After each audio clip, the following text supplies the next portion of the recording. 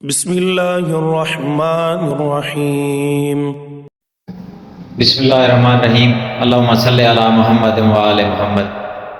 آج ہم سورہ لیل کی تلاوت سے فیض یاب ہوں گے اور اس کے فضائل کے بارے میں جانیں گے۔ اس سورت کا نام اللیل، جو اس سورت کا پہلا لفظ ہے، سے لیا گیا ہے۔ یہ مکہ مکرمہ میں نازل ہوئی۔ اس سورت میں دیگر اہم نکات کے علاوہ ایک نفسیاتی راز سے پردہ اٹھایا گیا ہے، وہ یہ کہ جو انسان اپنے آپ کو نیک اعمال کا عادی بنا لیتا ہے، اس کے لیے اچھے کام خواہ کتنے کٹھن اور مشکل ہوں، آسان ہو جاتے ہیں۔ لوگوں کے لیے تو اطاعت اور تقوی کا راستہ بڑا دشوار گزار اور خاردار ہوتا ہے، لیکن وہ شخص اس پر یوں خرامہ خرامہ گزر جاتا ہے جیسے اس کے راستہ میں اطلس و کم خواب کا فرش بچھا ہو۔ اس کے برعکس جو لوگ برائیوں کے خوگر ہو جاتے ہیں، وہ ان گناہوں میں ایسی لذت اور کشش محسوس کرتے ہیں جو در حقیقت ان کی بربادی، بدنامی اور رسوائی کا باعث ہوتے ہیں۔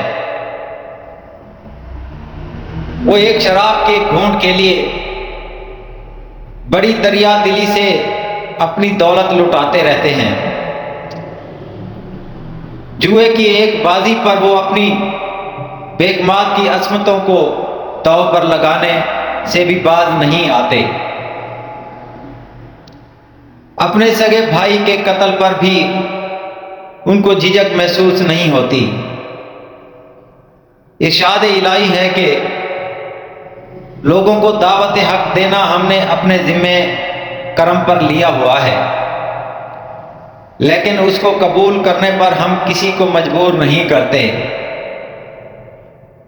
جو چاہے اپنی خوشی راہ حق پر گامزن ہو جائے اور جو چاہے ہلاکت کے گڑھے میں کود جائے۔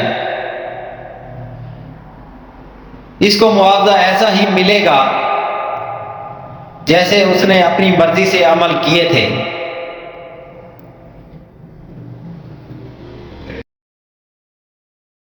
اللہ کے بندے اپنا مال ضرورت مندوں میں رات کی تاریکی میں چھپ چھپ کر بانٹ رہے ہوتے ہیں۔ اس سے ان کا مقصد کسی کے سابقہ احسان کا بدلہ چکانا نہیں ہوتا، وہ محض اپنے رب اعلیٰ کو راضی کرنا چاہتے ہیں، اور انہیں مبارک ہو، یہ گوہر مقصود انہیں بخش دیا جائے گا۔ حضرت ابو ہریرہ رضی اللہ تعالیٰ عنہ سے روایت ہے کہ رسول اللہ صلی اللہ علیہ وسلم نے فرمایا، قیامت کے دن میرے تمام امتی جنت میں داخل ہوں گے سوائے ان کے جو انکار کرتے ہیں۔ جب صحابہ نے پوچھا کہ یا رسول اللہ صلی اللہ علیہ وسلم، کون انکار کرے گا؟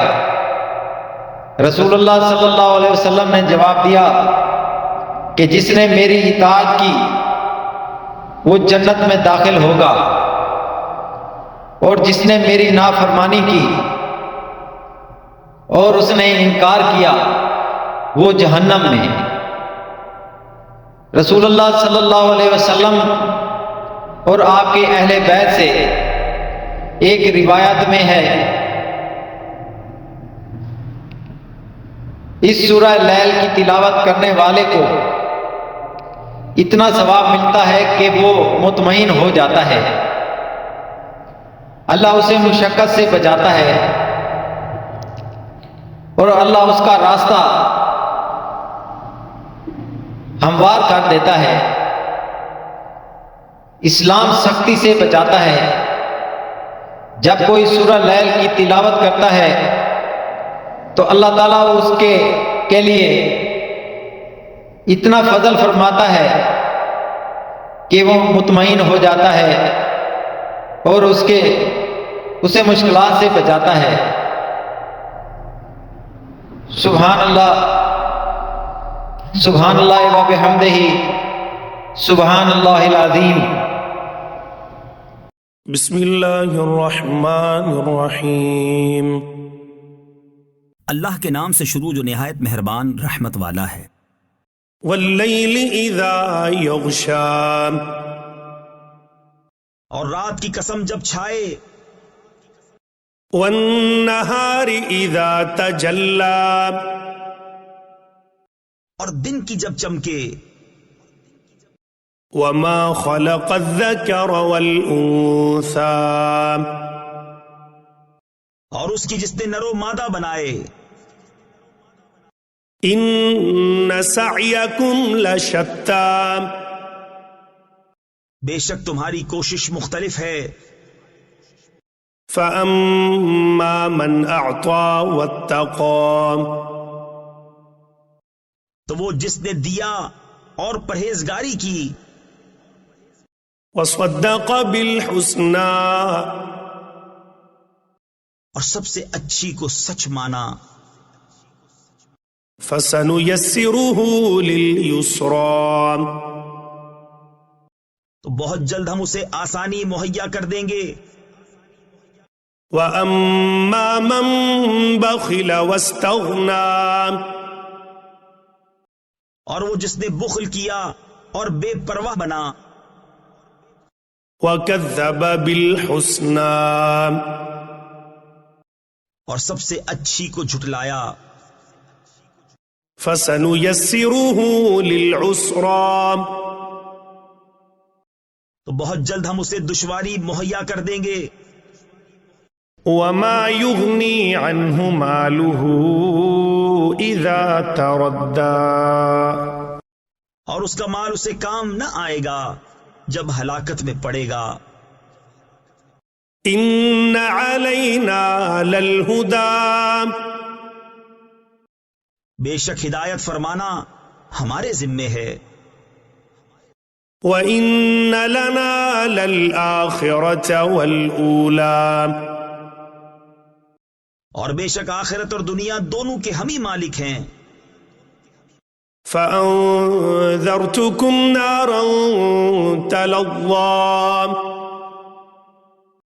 تو میں تمہیں ڈراتا ہوں اس آگ سے جو بھڑک رہی ہے، لا يصلاها الا الاشقى، نہ جائے گا اس میں مگر بڑا بدبخت، الذي كذب وتولى، جس نے جھٹلایا اور منہ پھیرا۔ وسيجنبها الاتقى، اور بہت جلد اس سے دور رکھا جائے گا جو سب سے بڑا پرہیزگار، الذي يؤتي ماله يتزكى، جو اپنا مال دیتا ہے کہ ستھرا ہو۔ وما لأحد عنده من نعمة تجزى، اور کسی کا اس پر کچھ احسان نہیں جس کا بدلہ دیا جائے، إلا ابتغاء وجه ربه الأعلى، صرف اپنے رب کی رضا چاہتا جو سب سے بلند ہے۔ وَلَسَوْفَ يَرْضَى، اور بے شک قریب ہے کہ وہ راضی ہوگا۔